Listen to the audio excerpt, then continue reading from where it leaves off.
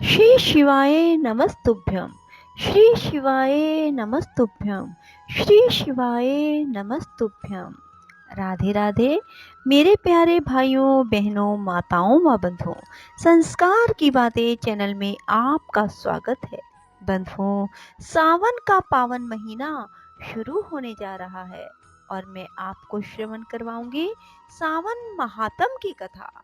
बंधुओं, जो कोई भी सावन के महीने में सावन महात्म की कथा को सुनेंगे, भगवान शिव पर एक लोटा जल चढ़ाएंगे और भगवान शिव का विधि विधान से अभिषेक करेंगे।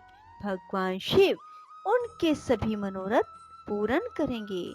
बंधुओं, भगवान शिव का सावन मास में मृत्यु लोक पर वास होता है। बंधुओं, इसलिए कहा जाता है, जो कोई भी सावन के महीने में भगवान शिव की पूजा आराधना कर लेते हैं, भगवान शिव शीघ्र ही प्रसन्न होकर उनके सभी मनोरथ पूर्ण कर देते हैं।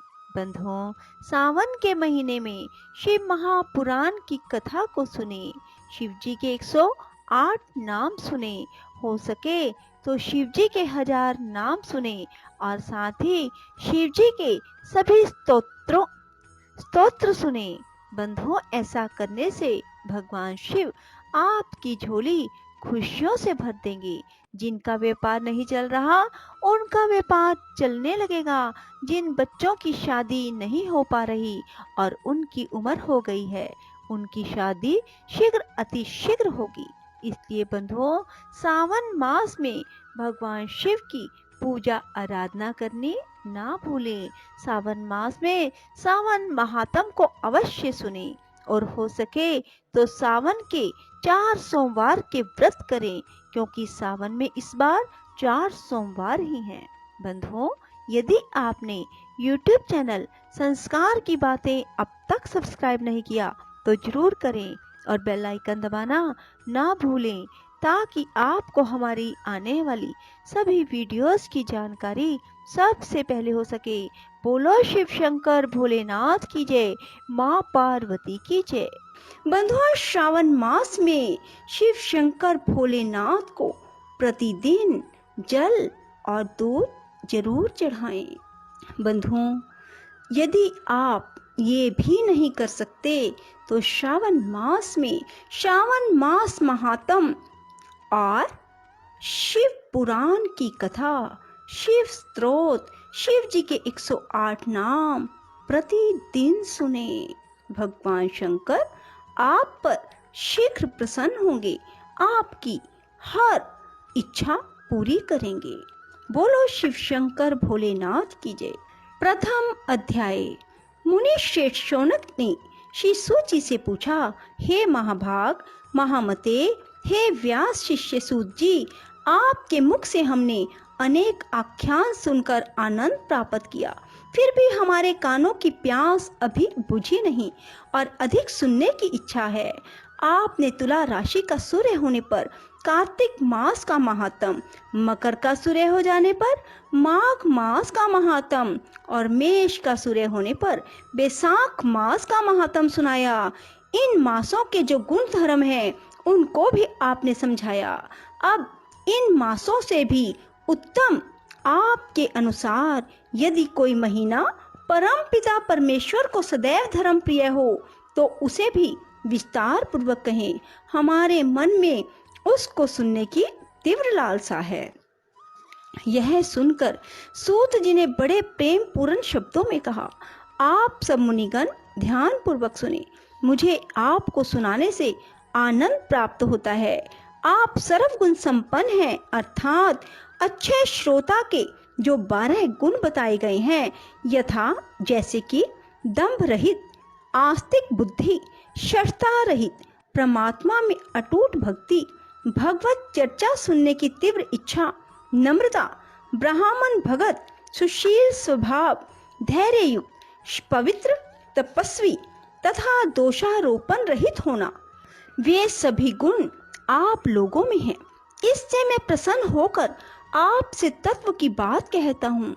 धर्म को जानने की इच्छा से बुद्धिमान सनत कुमार ने परमेश्वर को दोनों हाथ जोड़ नमस्कार कर भक्ति पूर्वक पूछा, हे देवों के देव महादेव, अनेक योगियों के ध्येय चरण कमल आपसे अनेक व्रत और धर्मों को सुना, किंतु इस समय हमारे हृदय में एक और ऐसे मास का महात्म श्रवण करने की अभिलाषा है, जो 12 मासों में सर्वोत्तम, आपको अत्यंत प्रसन्न करने वाला तथा जो सब कर्मों को सिद्ध प्रदाता है, जो सब कर्मों की सिद्धि प्रदाता हो।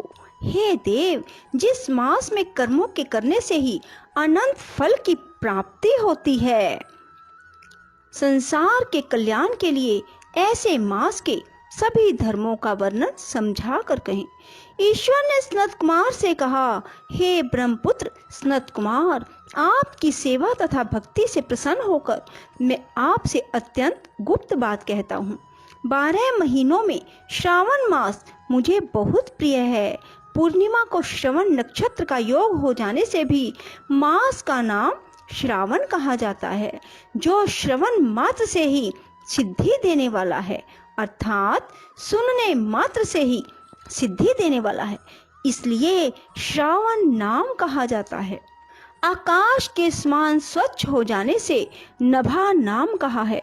उस मास के धर्मों की गणना करने के लिए भूमि पर कौन समर्थ हो सकता है, जिसके संपूर्ण फलों को कहने के लिए ब्रह्मा जी हुए, और जिस श्रावण मास के महात्म को देखने के लिए इंद्र हुए, और जिसके फल को कहने के लिए भगवान अनंत ने 2 सहस्त्र जीवा धारण की।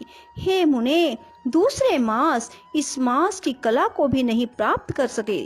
संपूर्ण श्रावण मास धर्म रूप और व्रत रूप है। इस मास में कोई भी दिन व्रत शून्य नहीं देखा गया। यहाँ पर मैं जो कुछ कहता हूँ वह अर्थवाद नहीं है, अतः जिज्ञासु भगत, दुखी, बुभुक्ष और अर्थी, इन चारों जनों द्वारा अपनी अपनी अभीष्ट सिद्धि हेतु यह मास सेवन योग्य है। सनत कुमार बोले, हे प्रभु, आपने अभी कहा है कि इस मास में कोई भी दिन व्रत शून्य नहीं है।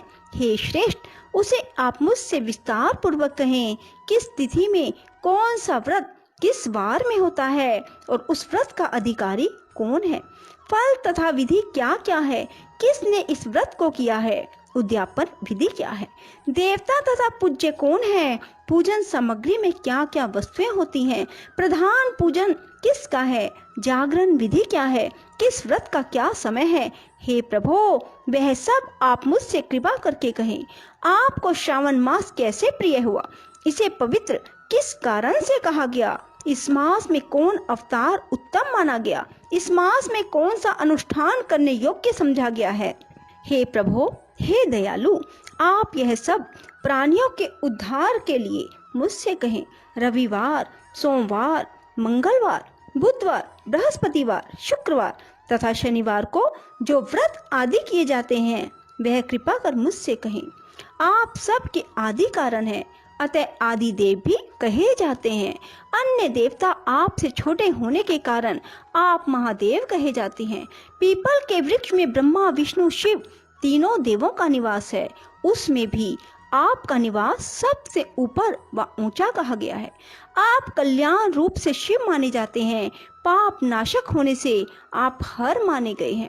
आदि देव होने से आप श्वेत वर्ण हैं, शुक्ल वर्ण में विकार होने से अन्य वर्ण होते हैं, उनमें कपूर वर्ण के समान गौर वर्ण होने से आप आदि देव हैं। पहले गणेश जी का अधिष्ठान रूप 4 दल का मूलाधार नाम का चक्र है, उसके ऊपर 6 दल का ब्रह्मा जी का अधिष्ठान नाम का दूसरा चक्र है, और उसके ऊपर 10 दल वाला भगवान विष्णु का मणिपुर नामक तीसरा चक्र है।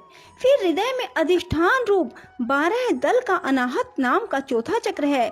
सबके हृदय में होने वाले उस चक्र में आपकी स्थिति कही जाती है। ब्रह्मा जी तथा भगवान विष्णु के ऊपर आपका निवास होने से आपको मुख्यता कहा गया है। केवल आपके पूजन मात्र से पंचायतन का अर्चन हो जाता है। यह सब अन्य देवताओं में नहीं है। स्वयं आप शिव हैं। आपके वाम भाग में पार्वती का निवास है, गणपति का दक्षिण भाग में, सूर्य का नेत्र में और भगवान हरि का हृदय में निवास है। अन्न को ब्रह्म में कहा गया है। भगवान हरि जल रूप कहे जाते हैं। हे ईशान, जब आप उस अन्न और जल का भोग करने वाले हैं तो आपकी प्रवीणता में किसी को भी संदेह नहीं हो सकता। आपका शमशान और पर्वत में निवास सब प्राणियों को विरक्त की शिक्षा प्रदान कर रहा है। आपका बोधक मंत्र है उतामृत तत्व ये शान। संसार का विनाश करने वाला हलाहल विष अपने कंठ में आपने ही ग्रहण किया था। महाप्रलय के लिए काल अग्नि को अपने मस्तक में धारण करने में आप ही समर्थ हैं। विश्व स्वरूप कामंद कुएं में गिरने के कारण कामदेव का वध आपने ही किया। आप ऐसे महान महत्वशाली हैं कि आपके यश का वर्णन करना आसान बात नहीं है। बल्कि मैं आपकी स्तुति के लिए यदि करोड़ों बार जन्म लेकर भी आपकी स्तुति का वर्णन करना चाहूँ तो भी मैं समर्थ नहीं हो सकता। हे दया में मेरे प्रश्नों के उत्तर देने की कृपा करें। बोलो शिव शंकर भोलेनाथ की जय। राधे राधे। जय श्री कृष्णा। बंधुओं, यदि आपको हमारी वीडियो पसंद आए तो इसे लाइक करें और शेयर भी जरूर करें। धन्यवाद।